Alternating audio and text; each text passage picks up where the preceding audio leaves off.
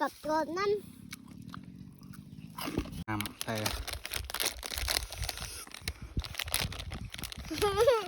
ด่าพ่อเผ็ดป่ะเนี่ย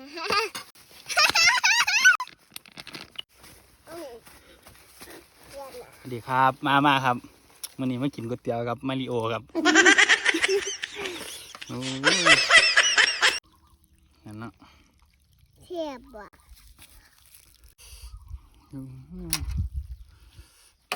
พูดก๊อฟก็อะไรบ้างครับฮะเมื่อบล่างแคบหมูครับเฮ้ยไม่ได้บอกพอว่าเทออกมามันเจ็ดอย่างเงี้ย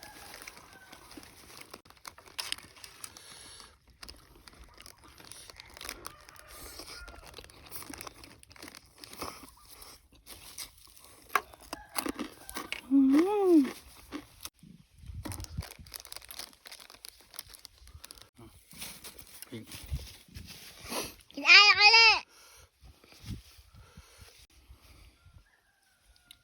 มือที่พันด่าพ่อ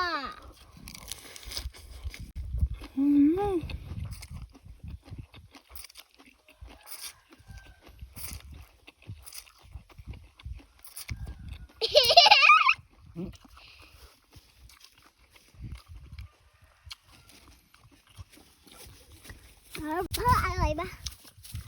กินกับก่อนนะ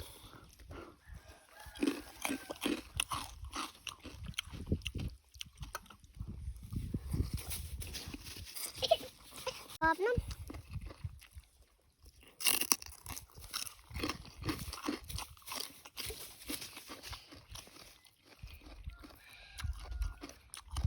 ขอไปกับแบบนั้นเรียบร้อย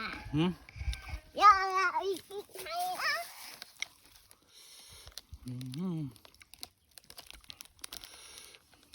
โอ้ยเผ็ดจังพี่น้องเจี๊ย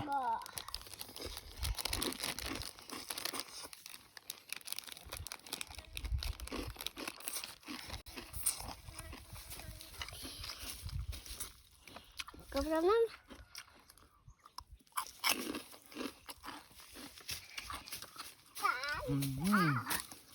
มาพาครับเงียบเลย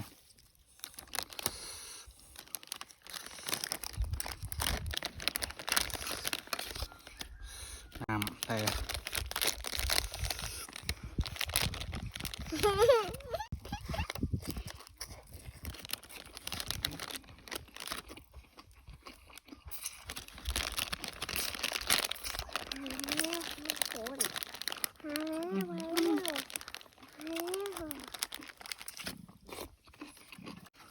กับตัวนั่น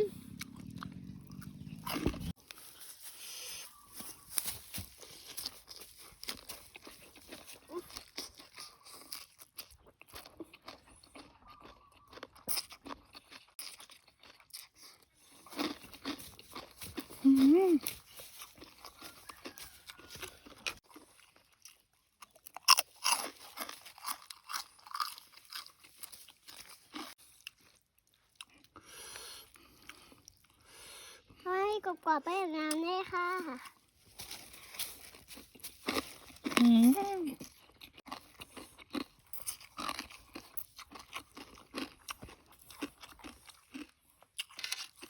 ไม่ได้เกินนี่นะว่าก่อนให้บ่าว่ากินเบอร์ก่อนเนี่ยนี่จะทำ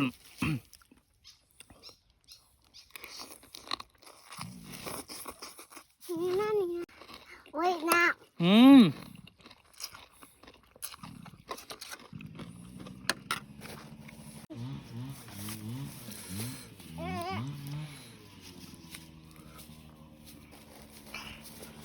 ถ้าเก็บกรอบทั้งที่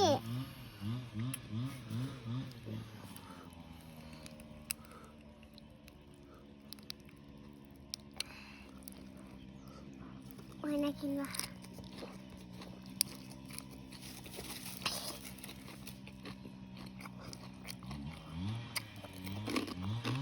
น้ำพอ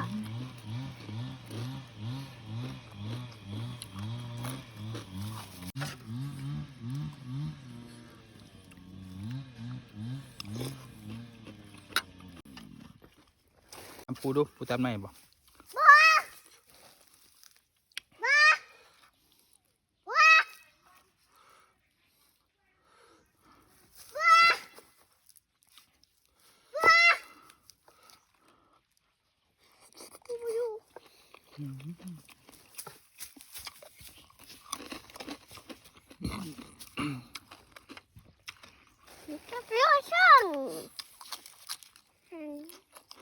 พาไม่ลงน้ำนี่มากกว่า